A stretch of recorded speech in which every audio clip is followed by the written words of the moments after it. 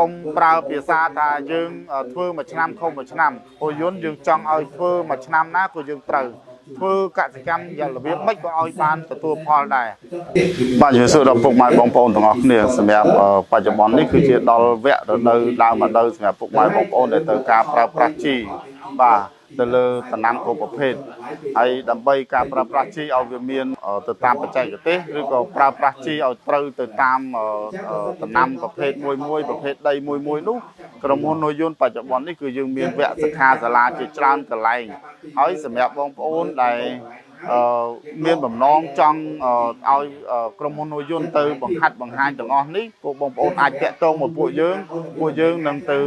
ចែករំលែកបទពិសោធន៍ឬក៏បង្រៀនទៅបង្ហាត់ទៅបង្ហាញទៅប្រាប់ទាំងអស់ហ្នឹងគឺដល់ទីតាំងតែម្ដងឲ្យតែបងប្អូនអាចប្រមូលគ្នាបាន4 10 20នាក់ទៅក្រុមហ៊ុននូយន្តអាចទៅបញ្យលគោលបំណងគឺយើងចង់ឲ្យពុកម៉ែបងប្អូនធ្វើកសិកម្មឲ្យត្រូវតាមបច្ចេកទេសប្រើប្រាស់ជីឲ្យទៅតាមប្រភេទដីប្រភេទដំណាំឲ្យធ្វើយ៉ាងម៉េចដើម្បីឲ្យបានទទួលទិន្នផលខ្ពស់បាទនេះគឺជាចំណុចសំខាន់កុំប្រើភាសាថាយើងធ្វើមួយឆ្នាំខុសមួយឆ្នាំពលយន្តយើងចង់ឲ្យធ្វើមួយឆ្នាំណាក៏យើងត្រូវធ្វើកសិកម្មយ៉ាងរបៀបម៉េចក៏ឲ្យបានទទួលផលដែរ